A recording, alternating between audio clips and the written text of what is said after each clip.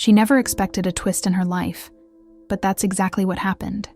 And no, she wasn't ready, but she chose to go anyway. She held on to her fear and kept moving forward, even afraid. Have you ever felt fear paralyze you? Even knowing what needed to be done, something inside whispered, "Not now. You're not ready. You're an imposter." This story is for anyone who has faced a hard choice, heart racing, doubts screaming louder than courage. The main character isn't a perfect heroine. She's like so many women who face the world with doubts, insecurities, and a strength they don't always recognize. She never expected a twist, but that's exactly what happened. And no, she wasn't ready, but she went anyway. She held on to her fear and kept walking, even afraid. Welcome to Good Stories Today, your channel for emotional stories. Listen while you drive, work, or simply when you need inspiration. Subscribe and turn on notifications so you don't miss the next videos. Get ready for a long, heartfelt story that will make you think, relate, and maybe reconnect with parts of yourself you've forgotten. Because sometimes, all we need is a voice that says, "Go," even if you're afraid. Chapter 1. The Calm, Before the Storm. Claire always woke up before everyone else. It was the only time of day when the house seemed to breathe slowly. The sun hadn't fully risen yet, and the kitchen light was soft, almost like a secret. She made coffee in silence, her movements automatic, but her mind was already racing. Grocery list, team meeting, the project due Friday, her oldest child's uniform still at the cleaners. It was always like this. She kept everything running, but sometimes forgot to take care of herself. Mike walked into the kitchen, eyes still half closed, kissed her forehead quickly, and asked if she'd seen their daughter's backpack. Claire gave a tired smile and pointed to the couch. He was a good man, a good father, but he didn't see everything she did to keep the gears turning. When she talked about her plans, like that online course she wanted to take or applying for a new position, Mike listened, but didn't really hear.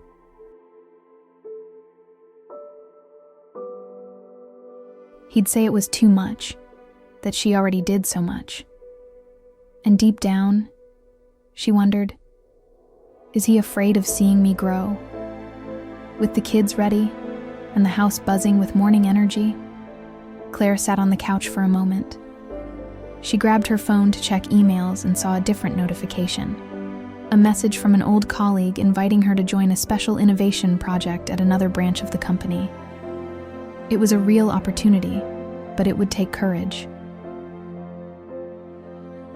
A move to another city, family adjustments, leaving her comfort zone.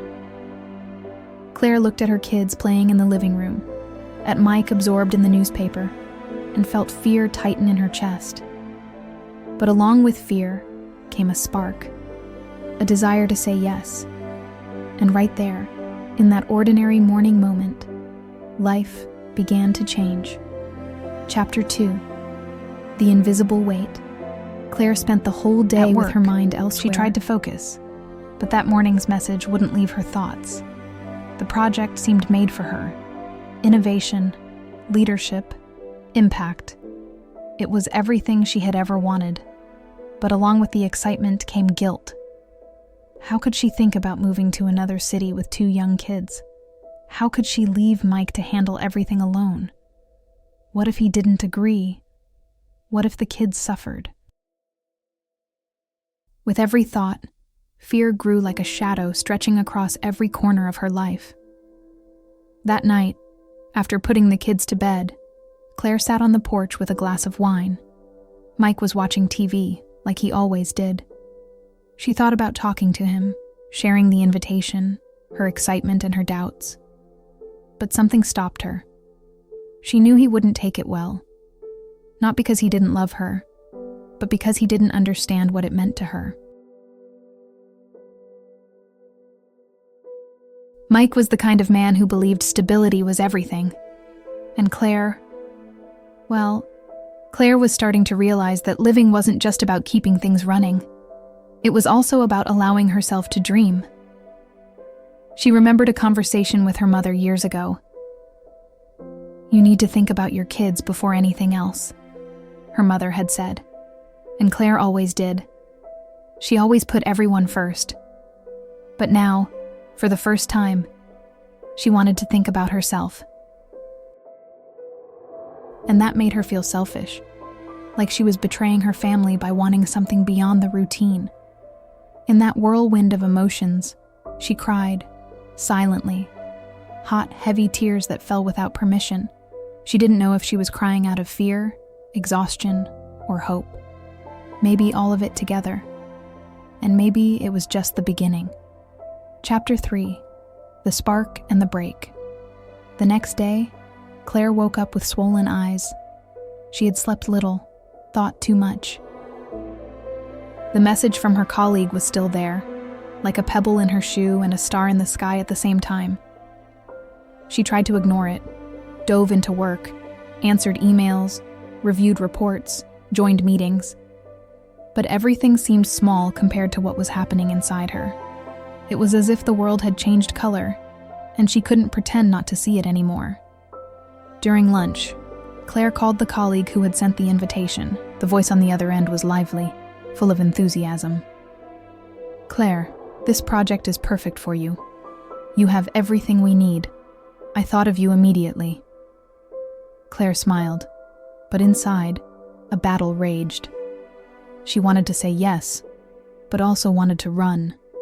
She wanted to feel capable, but the voice of doubt was loud. What if I can't handle it? What if I fail? What if I do all this and end up alone? She hung up with a lump in her throat. The opportunity was there, but so was the fear. That night, Claire tried to talk to Mike. They sat at the table after the kids were asleep. She spoke about the project, what it meant to her, how it could be a chance to grow. Mike listened in silence. Then he said, "You already have so much going on. Is it worth shaking things up now?" Claire felt the ground tremble. It wasn't a direct no, but it was a disguised one. A no wrapped in concern, in love, but also in resistance. She stayed quiet, didn't argue, just tucked her dreams away and went to bed. But something inside her had already changed, and even without knowing how, she began to plan. Afraid, yes. But planning. Chapter 4: When the World Feels Too Big. Claire replied to the message. It was a small gesture, almost timid, but it carried enormous weight. She knew that initial yes didn't solve everything, but it was a sign that something inside her had shifted. In the following days, she started gathering information about the project, deadlines, requirements, impacts. And the more she learned, the more fear grew. It wasn't just about work. It was about breaking away from what was familiar, about moving forward without guarantees. And for a woman who had always cared for everyone, that was terrifying. She tried talking to Mike again, this time with more firmness, more clarity. She spoke about what she felt, how she had been neglecting herself for years, about her desire to do something for herself. Mike listened but didn't respond right away. He seemed confused, maybe even hurt. Claire knew he wasn't a villain. He just didn't understand. And that hurt, because she wanted to be understood, not just tolerated. That night, she cried again. But it wasn't different. The cry of someone giving up. It was the cry of someone rebuilding inside. In the middle of all this, Claire turned to her faith. She sat alone in her room, Bible open on her lap, and spoke to God like talking to a friend. "I'm afraid, but I want to go. Give me strength. Show me the way." And in that moment of surrender, she felt something change. Not a clear answer, not a magical solution, a certainty that if she put her foot forward, God would lay the ground beneath it. And with that strength, she began to truly plan. Afraid, yes, but with faith and with love for everything that held her up. Chapter 5. When no one understands. Claire started organizing herself. She made a spreadsheet with pros and cons of the move, calculated costs, thought about logistics with the kids, even researched schools in the new city. She didn't have all the answers, but she was willing to find them. At work, she began to stand out even more, as if something inside her had awakened. But at the same time, she noticed different looks, subtle comments, people saying she was too ambitious, that she should think more about her family, and that hurt, because no one said that to men. At home, things also started to feel heavier. Mike was quieter. He didn't argue, but he didn't ask questions either. It was as if he was waiting for her to give up on her own, and that hurt more than any fight. Claire felt alone, even surrounded by people. Sometimes, in the middle of the night, she wondered if she was doing the right thing, if it wouldn't be better to leave everything as it was. But then she looked at her kids sleeping and remembered, it's not just about me. It's about what I want to teach them. It's about showing that their mom also dreams, also fights, also feels fear, and goes anyway. That's when Claire started writing. She grabbed an old notebook and began jotting down everything she felt. She wrote as if she were talking to God. She shared her fears, her doubts, her desires, and little by little, she realized that notebook was more than an outlet. It was a mirror. There, she saw herself more clearly. And through writing, she understood. She didn't need everyone to understand. She just needed to keep going. One step at a time. Afraid, yes. But with purpose. And with faith that, in the right time, the ground would appear. Chapter 6. The Meeting That Lights the Way. On Friday, Claire left work early. She needed time for herself and decided to stop by a coffee shop she used to visit before having kids. It was a small place, with wooden tables and the smell of fresh bread. She sat by the window with her notebook and a pen. While writing, a familiar voice called her name. It was Margaret, a former colleague who had retired years ago. They hadn't seen each other since the last company event, but they always had a special connection, the kind that doesn't need much to rekindle. Margaret sat beside her, ordered tea, and started chatting like someone who isn't in a hurry. Claire, without knowing why, began to open up. She talked about the project, about Mike, about the kids, about the fear. Margaret listened attentively, without interrupting, and then said something that echoed in Claire's mind. You don't have to choose between being a mother, a wife, or a professional.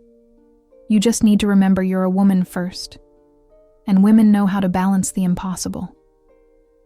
Claire stayed silent. That touched her deeply. For the first time, someone wasn't telling her to choose, just reminding her who she was. Before leaving, Margaret held Claire's hand and said, "You're not alone, and you don't need all the answers right now. You just need to keep walking, even afraid." Claire went home with a lighter heart. Not because everything was solved, but because she felt seen. And that made all the difference. That night, she wrote in her notebook, "Today I was reminded of who I am." And that gave me strength to keep going. The fear was still there. But now, it wasn't her only companion. Hope had returned to walk beside her. Chapter 7. Putting her foot down. On Monday, Claire woke up different. The fear was still there, but now mixed with a quiet courage. She got up, made coffee, packed the kids' lunches, and before leaving for work, left a note on the table for Mike. "Thank you for listening. I'm trying. And I'm afraid, but I'm moving forward." It was a small gesture, but full of meaning. She wasn't demanding support. She was sharing her vulnerability. And that, for her, was already a huge step. At work, Claire requested a meeting with the company leadership. She wanted to better understand the impact of the move, the possibilities for adaptation, the real deadlines. She spoke firmly, but humbly. and was surprised by the response. "Claire, we're happy with your interest. We know you have a lot to contribute." She left the room with her heart racing. It wasn't a definitive confirmation, but it was a clear sign that she was being seen. And that reminded her of Margaret's words. Women know how to balance the impossible. She was starting to believe it. That night, Mike came home earlier. He sat next to her in the kitchen and said, "I read your note. I don't understand everything yet, but I want to try. I'm sorry for not supporting you before." Claire looked at him with teary eyes. She didn't need promises, just presence. And at that moment, she felt she wasn't alone anymore. Love was there. And with it, the strength to keep going. She still didn't know how everything would turn out, but she knew she was walking forward. Afraid, yes, but with faith that, step by step, the ground would appear. Chapter 8. The space she one days began to take Claire on still a different woke up rhythm. early, Still made coffee, still organized the kids' routine. But now, there was something different in her gaze. She wasn't just surviving the day. She was living each part of it with purpose. At work, she started being heard more. Her ideas began to gain space, and she was invited to join strategic meetings. It was as if, by taking the first step, she had opened a door that had always been there but she never dared to push. At home, things also began to change. Mike, little by little, started asking more questions, showing interest, helping with the kids without her having to ask. He still didn't understand everything, but he was trying. And that, for Claire, was love. A love that doesn't demand perfection, but chooses to walk together. The kids also began to notice the difference. Their mom was more present, lighter, happier, and that Claire understood she didn't need to be everywhere at once. She just needed to be whole wherever she was. On weekends, Claire went back to doing things she loved and had left behind. She started painting again, walking in the park, reading books that had nothing to do with work. It was like rediscovering parts of herself that had been asleep, and even afraid. She kept going. Because now she knew fear wasn't a sign of weakness.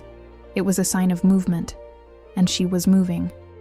With faith, with love, with courage, and with the certainty that, step by step, she was building a life that made sense. For her, and for those she loved. Chapter 9. When everything shakes again. Claire was starting to feel like the worst was behind her. The routine was lighter, the project taking shape, and the family seemed more connected. But as happens with every woman who decides to grow, the universe seems to test the firmness of her steps. That week, an unexpected change in the project put everything at risk. Leadership decided to alter the scope, requiring more time, more travel, and less flexibility. Claire felt the ground shake. Everything she had balanced seemed about to collapse. She spent the night awake, thinking about how to keep everything running. The kids had activities. Mike was trying to help, but had his limits. And she was tired. Not physically, but emotionally. She felt pulled in every direction, and for the first time in weeks, she thought about giving up, about going back to comfort, to the familiar, to the place where no one questioned her. But then, she opened her notebook and reread a phrase she had written. "Love conquers all, and God lays the ground when I put my foot forward." And that reignited something inside her. The next morning, Claire requested a meeting with the project leadership. She spoke firmly, clearly, vulnerably. She explained her reality, her limitations, but also her desire to continue. And to her surprise, they listened. The company adjusted the schedule, offered remote support, and acknowledged her effort. Claire left the room with tears in her eyes, not because everything was solved, but because she had been respected. And that, for a woman who had always walked afraid, was an immense victory. She went home, hugged her kids, looked at Mike, and said, "Thank you for being with me." And he replied, "Always, even if it takes me time to understand." Chapter 10. The Woman She's Becoming. Claire sat in the car, waiting for the kids to come out of school. The sun hit the windshield, and she watched other parents arriving, some in a rush, others distracted. She realized how much her life had changed in recent months. It wasn't just about the project or work, it was about her. About the woman slowly revealing herself, between a meeting and a prayer, between a tight hug for her kids and a hard conversation with Mike. She was becoming someone she admired, and that was new. That week, Claire was invited to speak at an internal company event about female leadership. She almost said no. She thought she had nothing special to share. But then, she remembered the notebook, the tears, the sleepless nights, the talks with Margaret, the notes from Mike. And she understood. Her story was exactly what needed to be told, because it was real, because it was made of fear, faith, love, and hard choices.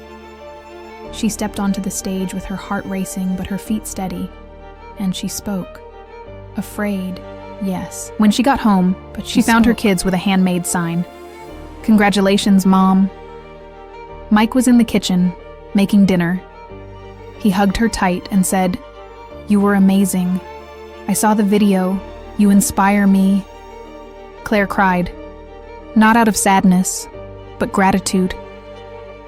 Because now she knew, love conquers all. And when she chose to walk, even afraid, God laid the ground. She still had a long way to go, and that with faith, now she knew she wasn't alone. And love, everything was possible. Even balancing the impossible. Chapter 11. The Final Test. A few weeks after the speech, Claire received news that made her pause. The project she had been leading would be presented to the company's global board. It was a golden opportunity, but also a new fear. She would have to travel alone, spend a few days away from her family, and speak in English to a room full of executives. The old fear came back strong. She found herself thinking, what if I freeze? What if I'm not good enough? It was as if, even after everything, insecurity still knew the way back. The night before the trip, Claire packed the kids' backpacks, left loving notes around the house, and sat on the bed with Mike. He held her hand and said, "You're going to shine, and if you're afraid, remember, you're not alone." For the first time, with teary eyes, she felt she didn't have to choose between being strong and being loved. She could be both. And at that moment, she understood that the love she had built with her family was what sustained her. It was for them, and with them, that she was going. On the plane, Claire opened her notebook and wrote, "Today I will put my foot forward. And I know God will lay the ground." When she entered the meeting room, her heart was pounding, but she took a deep breath, remembered everything she had lived, every step taken in fear, and began to speak. She wasn't perfect. There were moments of hesitation. Her voice faltered once, but she kept going, with truth, with passion, with courage. When she finished, the room was silent for a few seconds, and then came the applause. Claire but she knew that what would come next. In that moment, she had won, because she didn't let fear decide for her. Chapter 12. Coming home. Claire returned home late Friday afternoon. The sky was golden, and the smell of home-cooked food filled the air. The kids ran to hug her, and Mike appeared with a shy smile, holding a flower. "It's simple, but it's from the heart," he said. Claire smiled, moved. It wasn't about the flower, about his look that was about the gesture. "I see you." And that, for her, was everything. Because love, when it's true, learns to grow together. In the following days, Claire allowed herself to rest, not out of exhaustion, but wisdom. She understood she didn't need to be in constant motion to be strong. She began organizing her routine better, delegating more at work, reserving time for herself. She went back to painting, walking, listening to her favorite songs, and little by little, while driving, she realized that balance wasn't a distant goal, it was a daily construction, and that even afraid, she could choose to live lightly. One Sunday afternoon, Claire took the kids to the park. She sat on the grass, watching them run, play, laugh. Mike came over, sat beside her, and said, "You've changed, but you're still you, and I love the woman you're becoming." Claire held his hand and replied, "I just stopped waiting to be ready," and started walking, even afraid. They stayed there, in silence, looking at the sky. And in that moment, Claire understood her journey wasn't over, but now she knew how to keep going. With faith, with love, and with courage.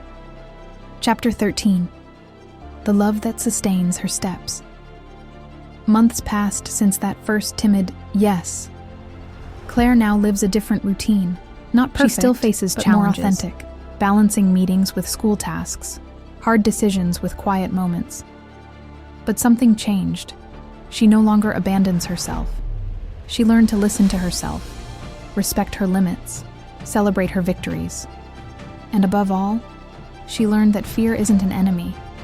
It's a companion on the journey, a sign that she's going beyond what she thought possible.